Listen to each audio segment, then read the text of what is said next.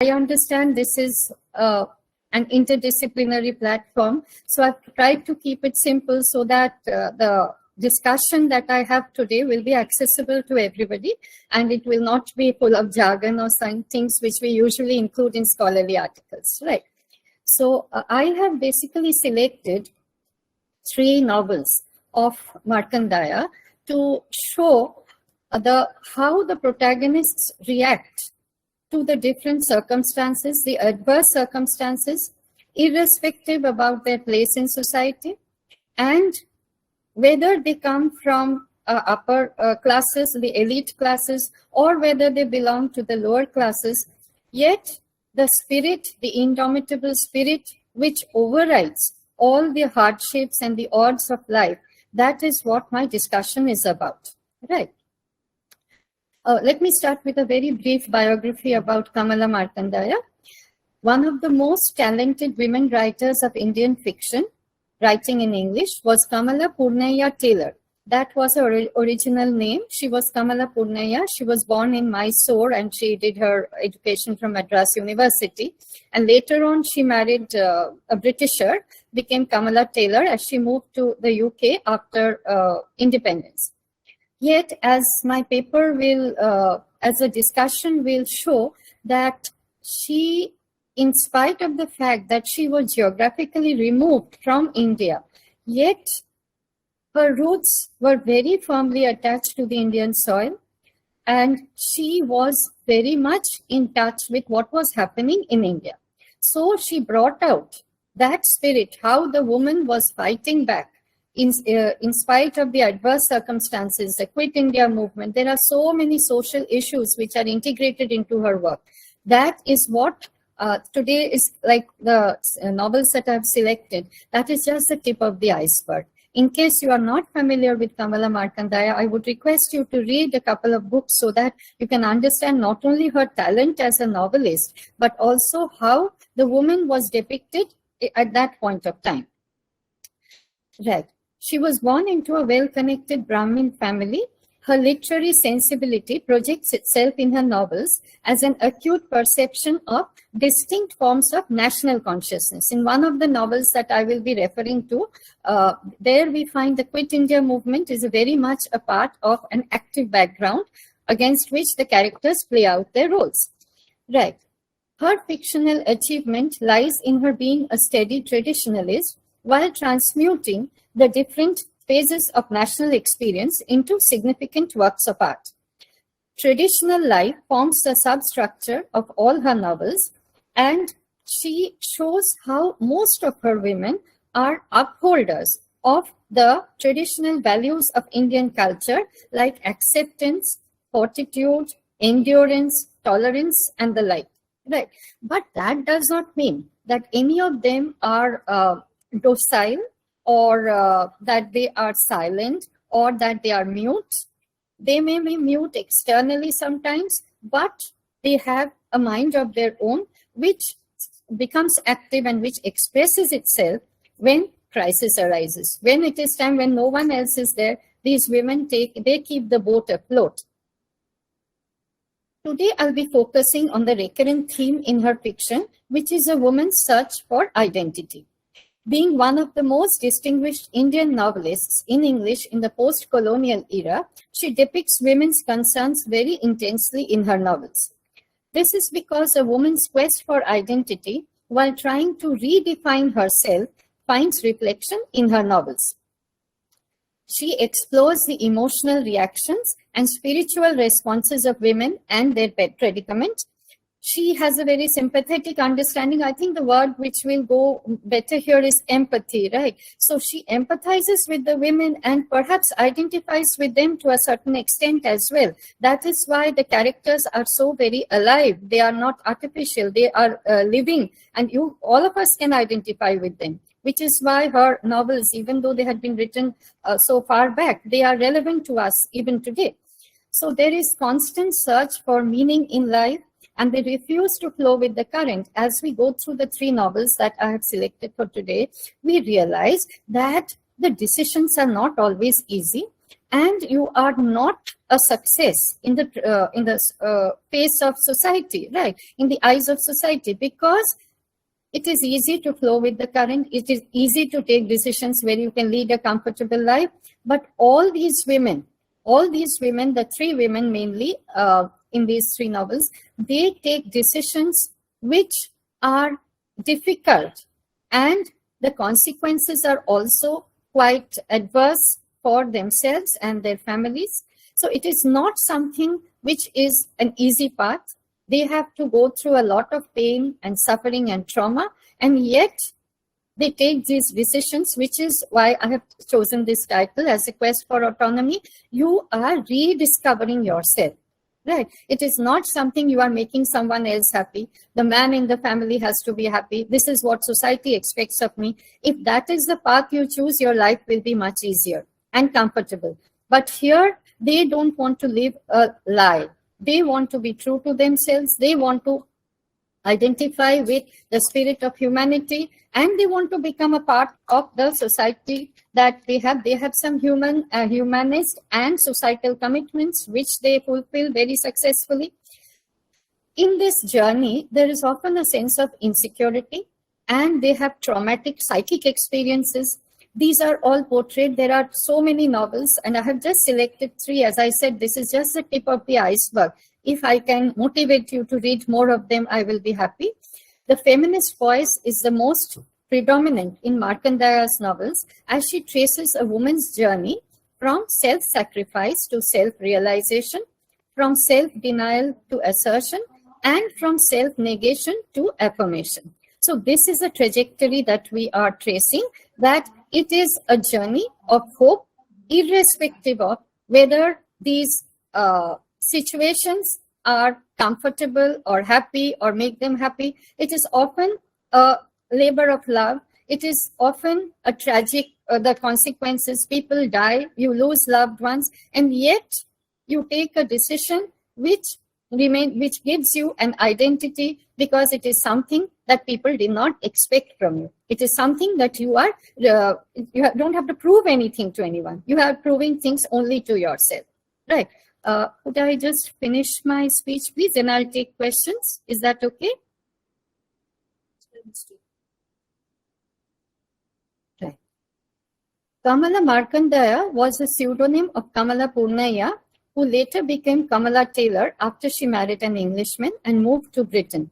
So she was born around 1924 and she died in the 21st century. So that's quite a long period, and she has absorbed whatever was... Madam, you are not audible. শোনা যাচ্ছে না বলছে. No, ma'am, you are audible. Oh, somebody said you're not audible. Can you all hear me? Is that okay? Yes, ma'am. Yes, ma'am. We can hear you. Thank you so much. Thank you. Okay. So even though she was geographically located in England, yet she labeled herself as an Indian expatriate. Even her works concern the struggles of contemporary Indians with conflicting, and this is one more issue here in her novels, some of her novels, that there is a clash between the Eastern and Western values. The Western values are typically viewed as modern and materialistic, and Indian ones are considered traditional, right?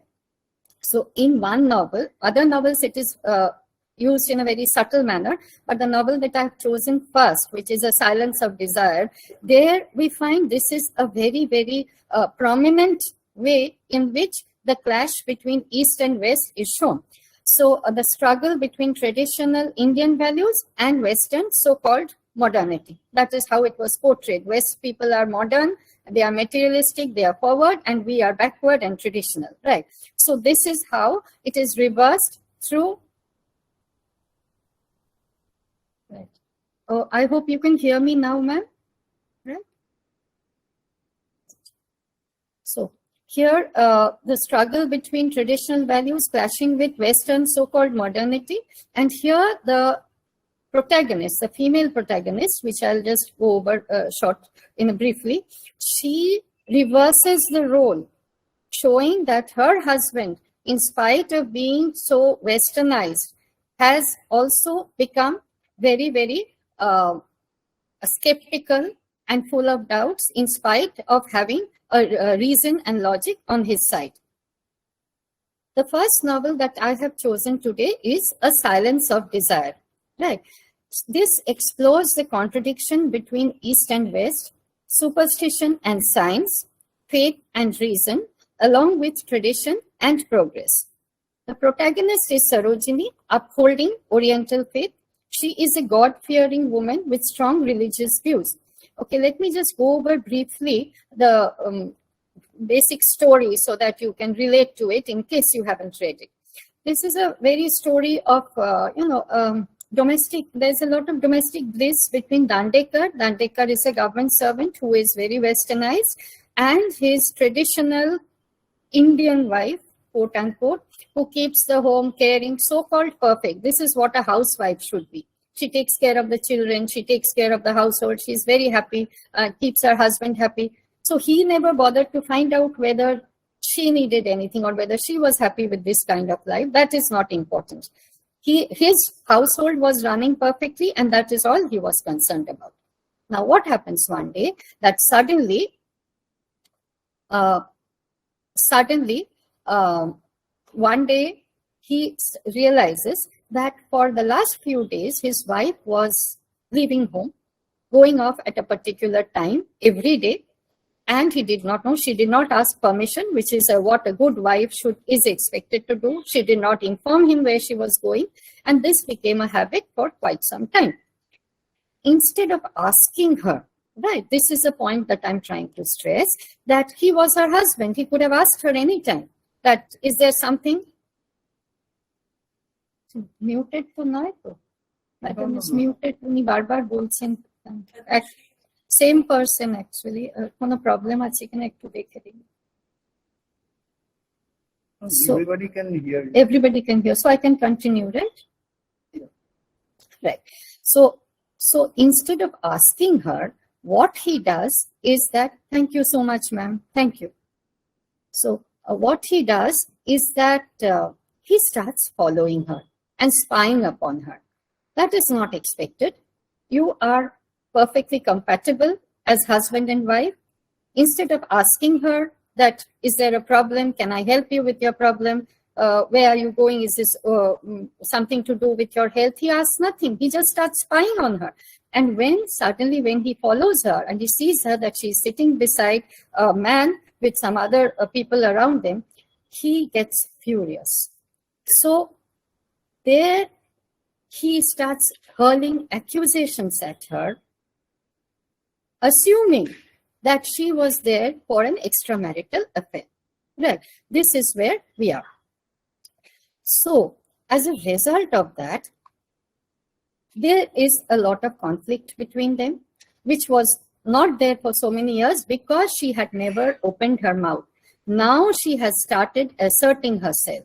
She is going out without asking permission. She is meeting people whom her husband does not know. This is not expected from a so-called good wife, right? So what happens is, finally he comes to know when she is accused. Then, thank you, ma'am. When she is accused, she informs her husband that she had a tumor in her womb and she was visiting a Swami. He's a character who is called Swami in the novel, S-W-A-M-Y, and visiting the Swami, hoping that he would cure her by, the word used is faith healing, right? So her husband says all that is absolutely ineffective. There is nothing called faith. Remember, he had a Western mindset. So you must go to the doctors, you must have an operation, you must do this, you must do that. And more than the scientific or the medical part of it, it was that she had to do what he wanted. That was the basic issue. And that is where Sarojini protests and resists for the first time. This is why I have chosen Sarojini as my first example. And when there is a conflict, she undergoes a lot of spiritual crisis. Obviously, these decisions are not easy for anyone at all. I have taken a line from the novel. She tells her husband, I have beliefs that you cannot share because faith and reason don't go together. And without faith, I shall not be healed. Do you understand that?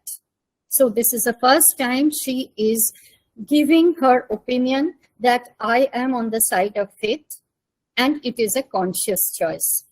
I will not do what you are asking me to unless and until I am convinced. I feel the Swami has powers to heal me, faith healing as it is called, and I would prefer to go with that. So the irony here, as Markandya shows, is that instead of imposing his views on her, ironically, it is Sarojini who is ridiculing him because he is ignorant of the powers of faith. She tells him, yes, you can call it healing by faith or healing by the grace of God, if you understand what that means. So even that is a kind of sarcastic remark, that whether you understand faith at all, you don't have it. But I do not expect you to understand. You with your Western notions, your superior talks, that is what it is perceived as. Western is superior, Indian is inferior. So she is hitting out at that.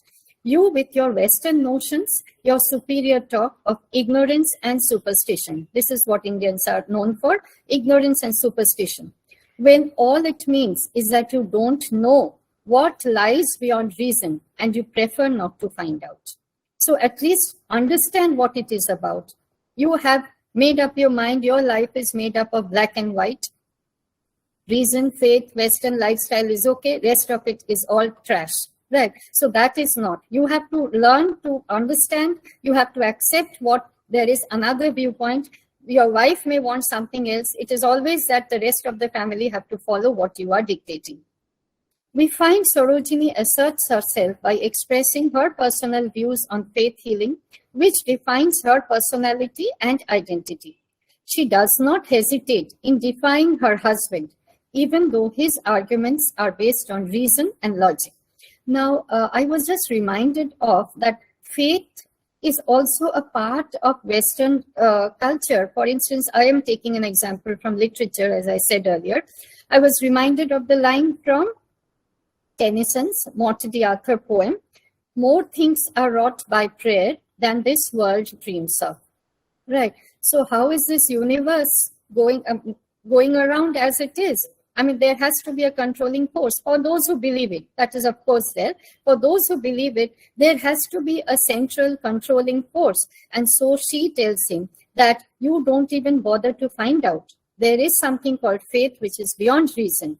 And so it's not only that Western people only believe in science and logic and reason. There are beliefs in faith, and that has been incorporated in literature as well. I've taken just one line from a poem of Tennyson.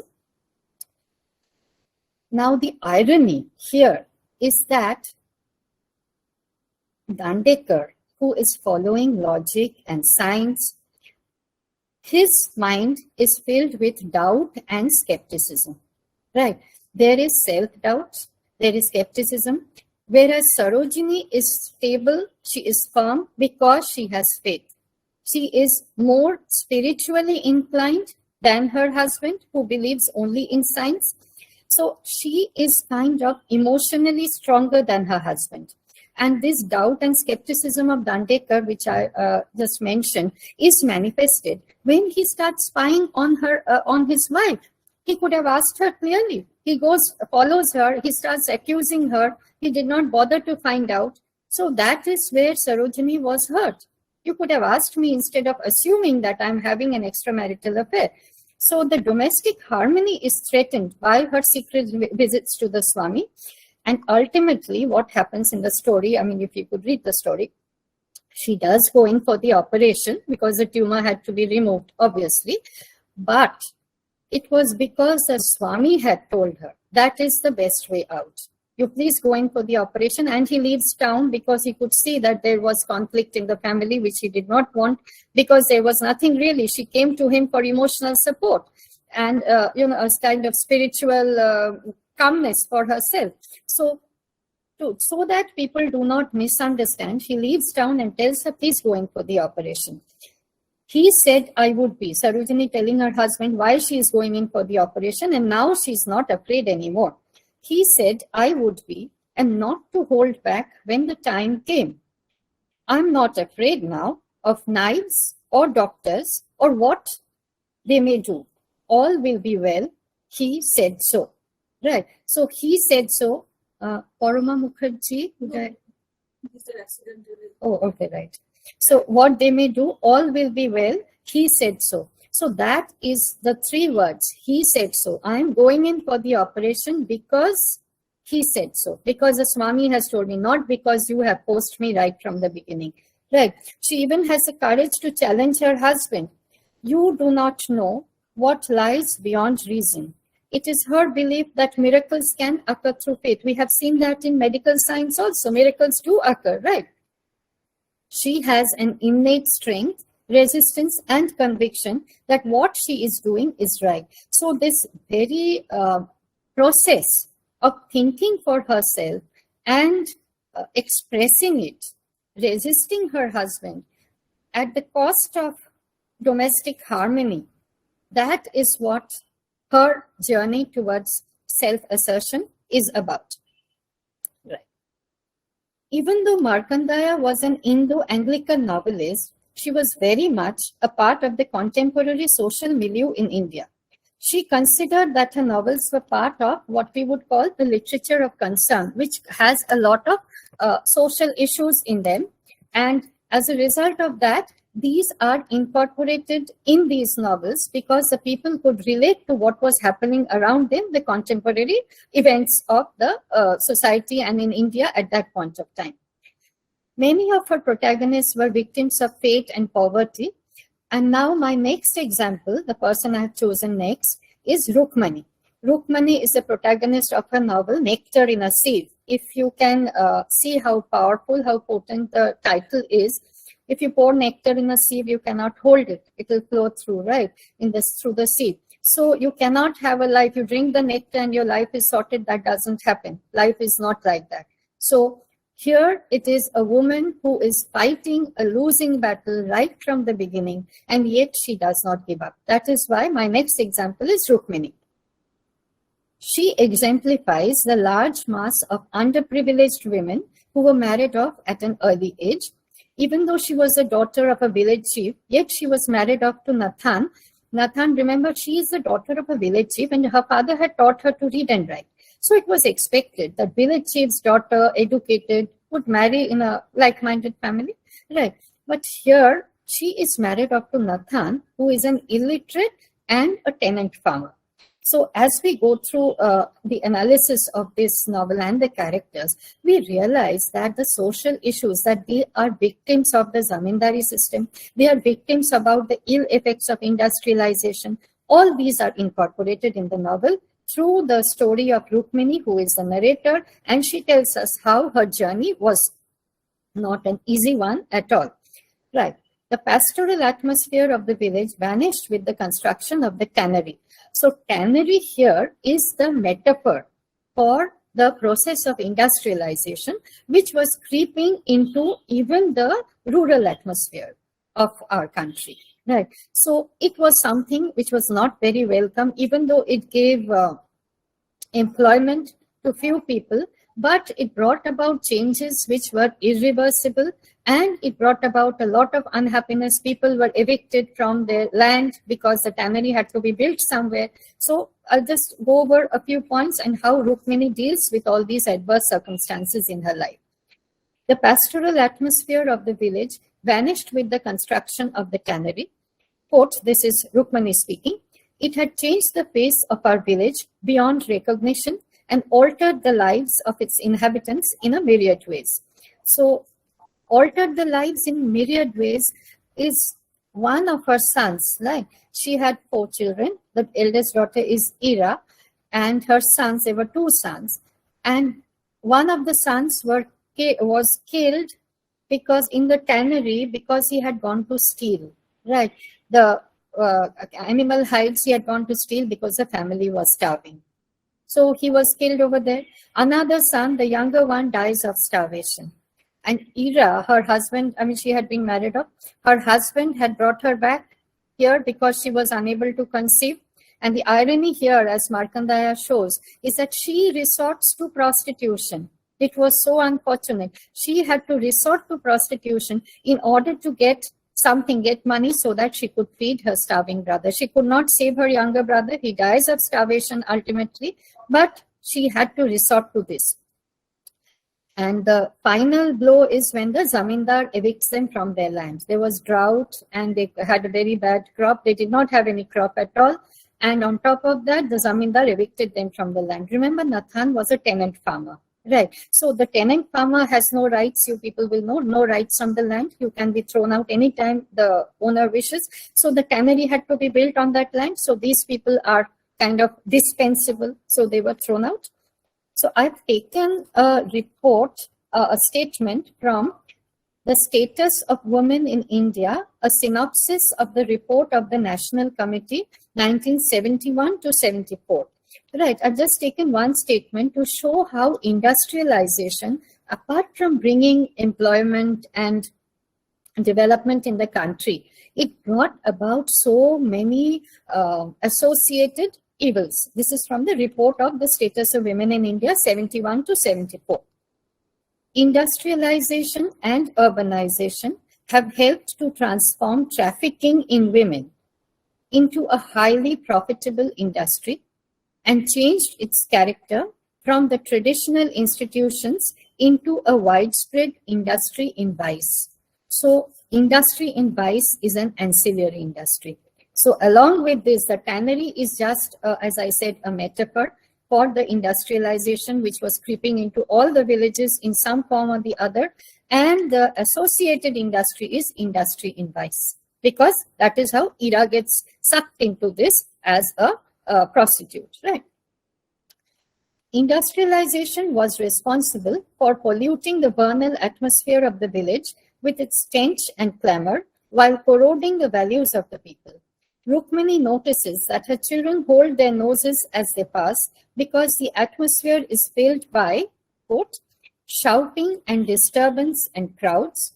Even the birds have forgotten to sing, or else their calls are lost. And then she continues, she compares the past and the present, how happy they were in that pastoral, idyllic atmosphere and how different it is today. At one time, there had been kingfishers here and paddy birds and flamingos. Now, birds came no more, for the tannery lay close, except crows and kites. So if you will notice this, that earlier it was flamingos, earlier it was kingfishers, which added to the beauty of the place.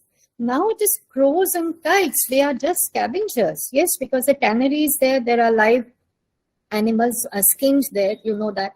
So these kind of birds have replaced the beautiful flamingos, which used to be part of our atmosphere in the village. Right. As a keen observer, she notices the detrimental changes which were taking place in the placid surroundings, disturbing the equilibrium of their lives. In the name of progress, the tannery brought vice, social filth, and moral debasement. So again, Rukmini, change I had known before, and it had been gradual. But the change that now came into my life, into all our lives, please note the word, blasting its way into our village. Blasting its way into our village seemed wrought in the twinkling of an eye. So blasting its way is more like dynamite, right? It is something which causes so much destruction around you. So these are things which we were not prepared for. And these happened kind of overnight. And so we had to pay the price for it in so many ways. So it was not something which we welcomed into our village. And she, in spite of coming from a very, very underprivileged background, she was keen and she was prudent. She had the foresight to realize that the opening of the tannery will bring about starvation and poverty for them. They may live in our midst. These are the tannery owners. They may live in our midst, but I can never accept them. For they lay their hands upon us, as Ira gets involved, they lay their hands upon us and hoard our silver and spend it. And we see our children go without the food that their children got. So starvation becomes a part of her family. She loses her son, younger son, and the other son is killed when he goes to steal from the tannery.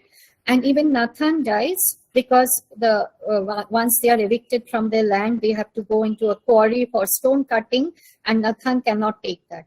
Rukmini does even that. So in what way is a woman less than a man? She goes into even manual labor when the time requires that. In times of crisis, she is there for her family, and she does not leave, she does not commit suicide, as some women may have done in some Western novels you may have read. For instance, if you could read Chopin's The Awakening, yes, there you find that once you cannot cope, that is a very privileged woman, not like Rukmini. She comes from a very privileged background. Once you cannot cope with the atmosphere, the only way out is suicide. Rukmini has so many reasons to commit suicide, but she chose to survive. As the fortunes of the family fall drastically, she does not have anything to feed her children. Fear of the dark future, fear of the sharpness of hunger, fear of the blackness of death hovers over them. So the journey is, as I said, not easy at all. Every moment she is scared that what will the next day bring? Where will the next meal come from? So in spite of that, she is plodding along. That is the spirit of woman that we need to salute.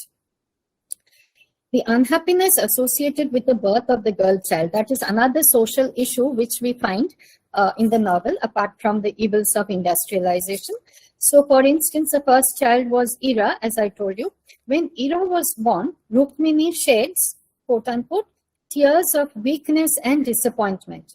For what woman wants a girl for her firstborn? Right. The irony is that Markandya shows it is a woman who is keeping the family afloat. It is Ira who resorts to prostitution so that she can bring food for her brother. Right. So what woman wants, that is the social mindset, which was also in Rukmini. She shed tears because she said, oh, my first child is a daughter, so I have nothing to do. Fate reverses because her sons did not survive. It is the daughter who stayed by her all through. She had been taught and made to believe that the female child is nothing but, quote, an infant who would take with her a dowry and leave nothing but a memory behind. Right, this is what society thought about girl child, and that is what Rukmini in her narrative says, that this is what I had thought also at that point of time. Right. Yet Rukmini, the strength, the mental strength of Rukmini is seen. She does not chastise Ira when she resorts to prostitution, nor for the illegitimate child that she has. Remember, her husband had returned her here, that she is unable to conceive, so she is not fit woman for my household. And here she conceives as an illegitimate child. Rukmini does not throw her out. Rukmini accepts her as part of the family. Rukmini sees what compulsion she had in resorting to prostitution. So that is the spirit of Rukmini. And a person from that kind of background can have this kind of spirit. This is only within Indian rural society that Markandya holds it up for us, right? And the fact that the social evils, that she could have married well, but she was married off to a tenant farmer who did not have education or wealth or property or anything, but there was no other option. She does not condemn her parents because she is aware that, quote, without beauty and without dowry, it was the best that she could do. She, as in her mother. So dowry and beauty, these were the things which will get a girl married off. Right. So she does not blame her mother when her mother had to take this decision. She does not blame her daughter when her daughter goes in for that kind of a profession. Does not blame her daughter when she has an illegitimate child. This is the spirit of Rukmini that I'm trying to bring forth to you. In spite of the repeated onslaughts of fate, she does not break down. She is the axis, the immovable affirmative force around whom all the other characters in the novel revolve. The male domination in a woman's life is a natural phenomenon in a patriarchal society. The consequent relegation of the woman to a secondary position is starkly seen in this novel. The writer shows that in times of extreme crisis, it is the women who are trying to keep the household going, whether by stone breaking, so she goes to the quarry to break stones when she is evicted from the land, or prostitution, as in Ira. In spite of the tragic human drama, where life is portrayed in its most gruesome form, yet, and that is the best part of the novel that you will like, The novel ends on a note of self-confidence and hope. So it ends like after she returns to her village, they had to leave the village because they were evicted from the land, but Nathan dies and they have to return. Ira is alive, yes, and she had another son called Selvam. She brings back an adopted son, Puli, right, Puli. She brings back an adopted son, Puli, because he had nowhere else to go. So you don't know where the next meal is going to come from. You don't know what your future holds. Fear is enveloping you every step of the way. And yet you are giving hope to a child who is unable to fight for himself as yet. That is the spirit of Rukmini. It ends on a note of hope that this is the spirit that Markandya is trying to highlight for us. Right. Okay, at the other end of the spectrum, we have another character, my final novel today, selected today, Some Inner Fury. As I said, at the other end of the spectrum, we have a privileged lady, Mirabai, Mira as she is called here. She has adequate wealth and education. But that does not mean that she has a life which is easy for her. The circumstances, here it is the repercussions of the national struggle, national liberation struggle, which have a lot of effect on her life and the people around her. Now, to just quickly go over the situation, if you are not familiar, Mira's brother Kit, he has gone to Oxford.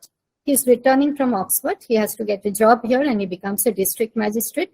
His wife is Premila. Premila was what Sarojini was earlier, a very devoted Indian wife who did not assert herself, did everything as she was asked to.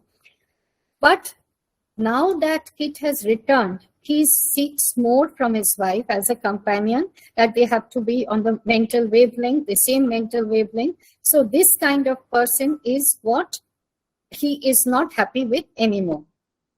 As the country's agitation against the British gains intensity, Kit, who is now a district magistrate, is caught in the crossfire along with his sister Mira. So the unhappiness in Kit's wife Premila is caused not by personal failure, but by her traditional sense of duty and devotion to her husband. So she tries to bridge the cultural chasm between herself and her husband, but they drift slowly apart. So Mira says about her sister-in-law, Premila, if she had not loved Kit so much, she would not have tried so hard to please him. So she could not unlove her husband and go her own way. That caused the problem. That caused the trauma. She was not able to assert herself like the stronger women. So Premila exemplifies a statement made in the report that I mentioned, the status of women in 1971 to 74. So this statement applies to a lot of women in India. In childhood, a woman must be subject to her father, in youth to her husband, and when her lord is dead, to her sons. See the use of the word Lord. I mean, I was quite amused when I was going through this report, but I wanted to share this with you. When her Lord is dead, to her sons. And the last line is the most hard-hitting. A woman must never be independent. That is there in a National Committee report. So that is a picture of society in those days. So Premila is identifying with that, and so she could not hit back and she has a tragic death. Mira, on the other hand, she falls in love with her brother's friend Richard, who has come from Oxford, and he also reciprocates her feeling. Okay, now they go on a holiday together. That was a bold decision in those days, and probably they would be settling together. But what happens? That the Quit India movement of 1942, when they returned from their holiday, the Quit India movement 1942 was at its peak. So they were forced to part from each other. Naturally, Indian nationalism against the Britishers, I mean, it would have been a very easy decision had she married Richard and gone over to the UK. I don't have much time, otherwise I would have liked to analyze a little bit more on this, because there are slight tinges of autobiographical references here. This was the easy way out that Kamala Markandya took. That Markandya is a pseudonym. Her name was Taylor, actually. So she left and she became a resident of UK. So she's an Anglo-Indian writer, right? So, sorry, Indian Anglican writer, right? So this, perhaps there is a sense of guilt in this. that she has chosen the easy way out, but her protagonist does not do that. She decides to part ways. You belong to one side. If you don't, you belong to the other. So she preferred to remain single. That was a very big decision on her part. She preferred to remain single, choosing to side with her country people rather than Robert. In between, there is no in between. You have shown your badge. You have taken your stance. You on the left, you on the right. There is no middle standing. It was there in your face, the color of your skin. So as an Indian, you cannot suddenly become a Britisher, right? You have your own identity, and this is all seen in your face, the color of your skin, the accent of your speech, in the clothes on your back. You had no option, whatever. You thought there was no option. For you, there was no other place. So that was the decision she took consciously, even though it brought a lot of pain and suffering into her mind. I have to leave the man I love to go with these people. What could they mean more than the man I loved? They were my people, and I knew I would follow these people. For us, there was no other way. The forces that pulled us apart were too strong. So she returns to an empty house with happy memories. That is what her life will become now. There is another character here called Roshan in the same novel, and she is not as important as Meera by way of plot, but I like this, which I would like to just share with you. Meera asks her that, she had gone to jail for the nationalist cause, and she asked Roshan, do you regret your decision? That why did you side with you could have just stayed at home and led a stable life? And Roshan says, sorry, of course I'm not sorry. I'd rather go to the devil my own way than be led to heaven by anyone else. So this is what Meera also believes in. This is the spirit of woman, that whether I take this decision, whether it has happy or sad consequences for me, that is irrelevant. That I remain true to myself, that I am rediscovering myself, that I am redefining myself from self-negation to affirmation. That is the story of a woman. Right? Her story, past, present, and future, as this workshop is propagating, that is the quest for autonomy, in my opinion. Thank you. Thank you for that brilliant lecture, Dr. Mukerji. And if we can now have questions, this is, aren't there any questions?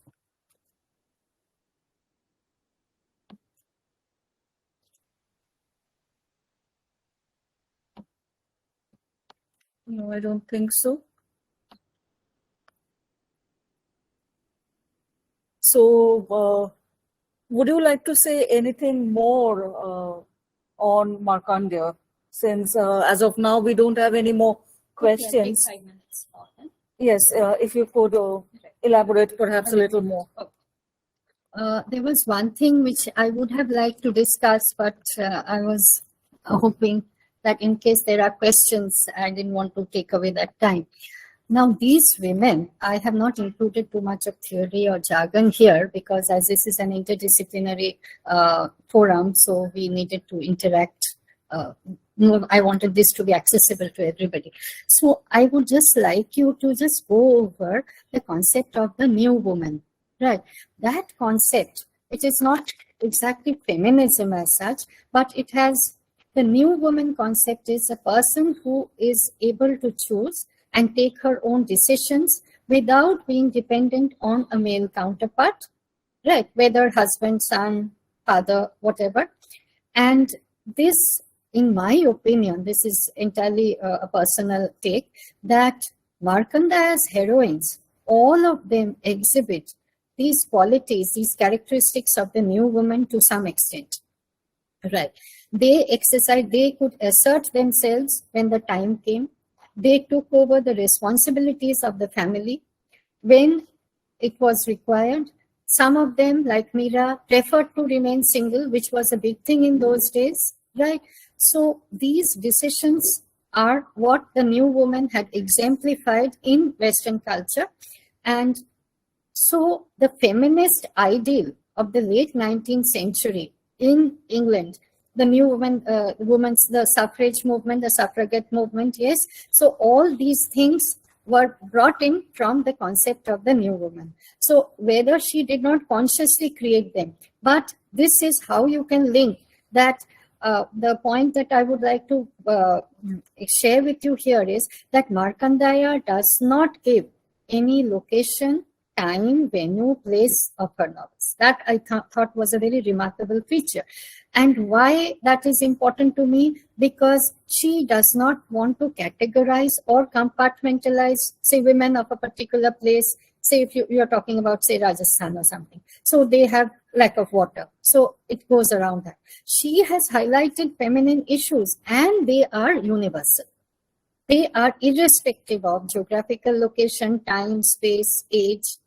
So that is the universality and the relevance of Markandya that I found here, which I tried to bring about in this time. So there are many other novels of Markandya, but I have selected 3 in this restricted time. And they have social responsibilities. Their journey was not easy at all.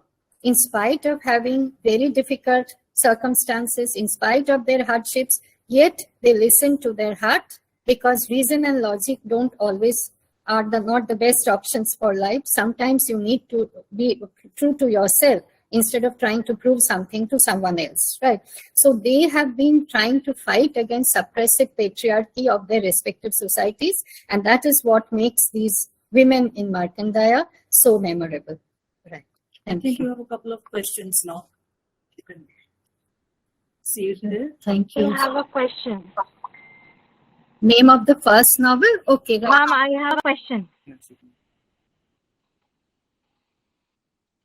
Ma'am, can you hear me? Just a minute, please.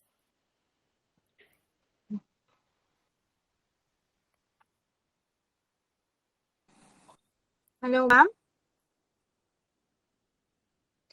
Yes. Ma'am, Yes, I please. have a Yes. question. Yes, ma'am. This is Brabourne from Vidasa University. My question is on the last thing that you had said just now. I mean, on the universalization of the struggle. Ma'am, my question is, yes, the struggle may be universal, but all these women who were in the novels and even in real life, the women are facing struggles, yes, for patriarchy as an institution itself, but also because they have the different locations and the different situations. I mean, aren't we just invalidating their individual consequences and individual struggles in the individual context by making it up as an by validating the fact only that just because the locations were not mentioned, so their struggle is just universal? I mean, doesn't that struggle come from the context itself, where location is also a very important part? Yes, it is important. You're absolutely right. I'm just saying that for Markandya, for her, the location was not important. That is what I said in the context. You're right, because the adverse circumstances are where you are in life. That is how you will react to that situation. Is that what you are saying, right? If I can understand you correctly, right? That is what I'm saying, yeah. Yeah, right. So you are absolutely right. What I'm saying is that she says that a woman is capable of reacting or solving the problems, whatever situation comes in. I think that is a message which comes across to me, that the situation is important. I fully agree with you, because how a woman reacts to a situation, that is what characterizes her. That is true. But in Markandya, I think the message she gives is whatever situation the woman may be in, whether she comes from a privileged background or an underprivileged background, she will be able to solve and resolve that problem. That is what she's trying to say. That is why perhaps the location was not so important to her. She just gives the story, right? Because the spirit of the woman overrides everything else. That is what I understood. Right? Thank you, ma'am. Okay. Thank you for the clarification. Thank you. I think you have, they are asking for the names of the novels. Okay, right. Name of Rukmini's story is Nectar in a Sieve. Anvesha Roy? Yes, Anvesha Roy, you asked for Rukmini's story. Yes, ma'am. Thank you. Yes, it is Nectar in a Sieve. And thank you for that you liked my lecture. Thank you so much. Okay, Meenakshi Kulkarni, your name of the first novel is Silence of Desire. A Silence of Desire. Right? Can we apply silent suffering aspect to Rukmini? Yes, silent, yes, to a certain extent, yes, ma'am. To a certain extent, silent, but when the need arises, maybe she is not vocal in that way, but through her actions, she is very, very active. Right, that is what I liked. Right, even her husband dies, sons die, but she doesn't give up. She doesn't take the easy way out and commit suicide. She gives shelter to an orphan whom she had adopted. That was a spirit of hope. So silent suffering, yes, suffering in the sense of society and external circumstances, but she is rich as a woman, and the spirit of woman is alive in her. Right. Thank you, Malini ma'am. I'm happy you liked it. Ma'am, I have a question. Yes, please.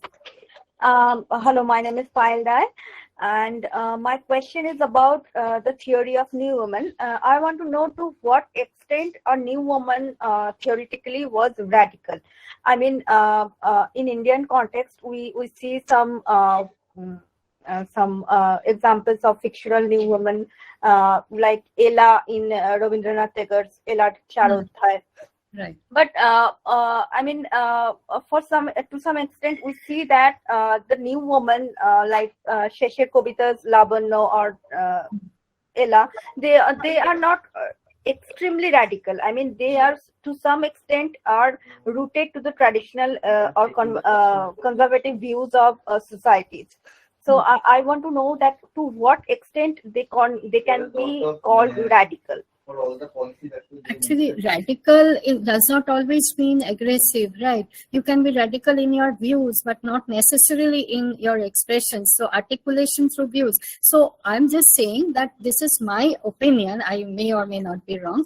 I could see features of the new women in the female protagonists of Markandya. Right. So there were many features. If you can go over the new woman concept, it was part of the feminist culture of UK in the late 19th century. So some of the features have been incorporated in the Indian woman, but not consciously.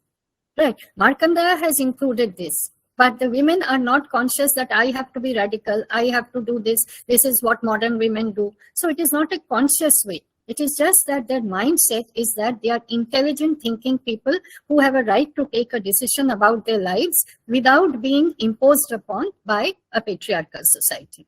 Right. So features of new women there are glimpses of that in some women of Markandya. That is my point. Right.